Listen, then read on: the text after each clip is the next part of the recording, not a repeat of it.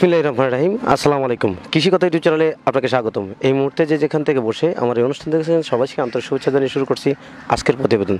দর্শক, আমি আজকে আসছি পাবনা জেলায় এক চাচার খামারে। তিনি হাঁসের খামার করছেন। ওনার এখানে কী জাতের হাঁস আছে এবং হাঁসের প্রধান কী খাবার দিয়ে থাকেন এবং কী খাবার দিলে হাঁসের এই খরচটা কমে এবং অল্প খরচে অধিক পরিমাণে লাভ করতে পারেন, সেই কথাগুলো শুনবো।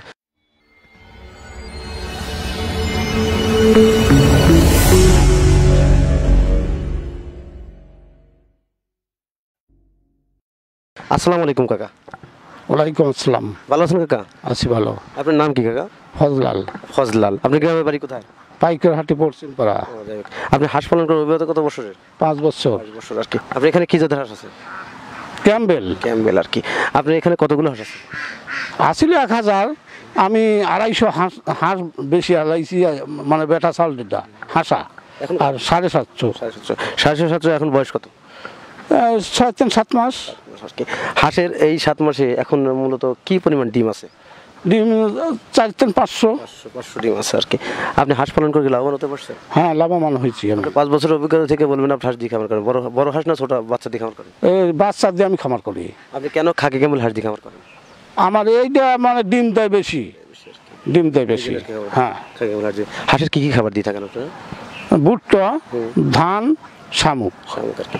এই যে ধান বা ভুট্টা, সেই তুলনায় শামুক দেওয়া লাভ? এইগুলো শামুক দিলে লাভ বেশি হয়। বেশি শামুকগুলো আপনারা সংগ্রহ করেন কোথা থেকে? বিভিন্ন জায়গাতে আনি, সাজাদপুর, বাগাবাড়ি, বেড়ার গাঙের উপর অলদারা দেয়, আমরা কিনি। কত করে বস্তা নেন? 180 টাকা থেকে 200 টাকা। এই যে 200 টাকা কয় কেজি বস্তা দেয় আপনার? ওটা তো আমরা পানির তিন উঠো মাফি নেয়া।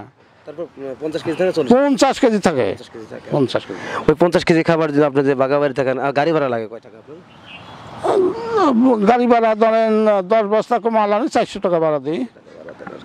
এই যে হাঁস পালন করতে গেলে শামুকের ব্যবহারটা প্রচুর। কারণ আপনার শামুকটা যে আনার পরে এই শামুকটা প্রতিদিন কয় বস্তা খাবার দেন আপনি?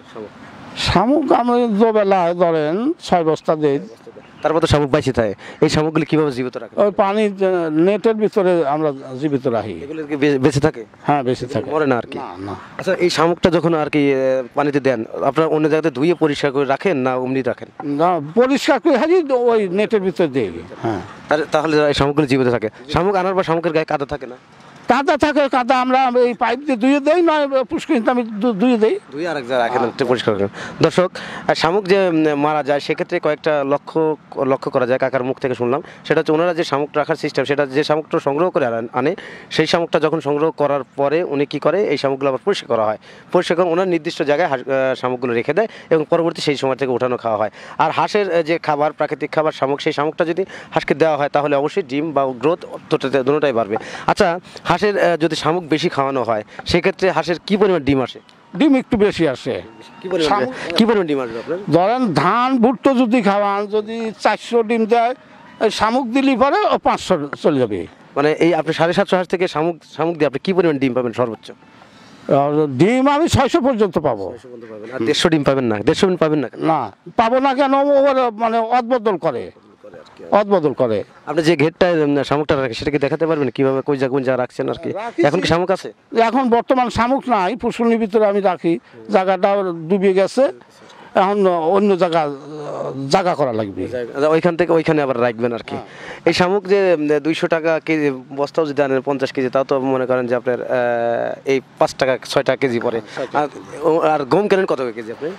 গম ধরেন এখন বর্তমান 1200 টাকা 1100 টাকা করিয়া মন। সেক্ষেত্রে আপনার ধান কয় বেলা দেন আর শামুক কয় বেলা দেন? আমি 3 বেলায় দিই, মিশে দিই। হ্যাঁ, গুঁড়ো আছে যে ধানের গুঁড়ো, আমি 400 টাকা বস্তা নিয়ে আসি।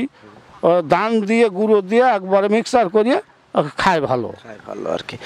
দর্শক, কাকার দীর্ঘ 5 বছরের অভিজ্ঞতা হাঁস পালনে। তিনি হাঁসের ধান, গম, ভুট্টা এবং পাশাপাশি শামুক খাওয়া থাকেন। শামুক খাওয়ালে হাঁসের অধিক পরিমাণে লাভ হয়, সেই কাকা বললেন। কেন বললেন? কারণ শামুকের খরচটা অনেক কম।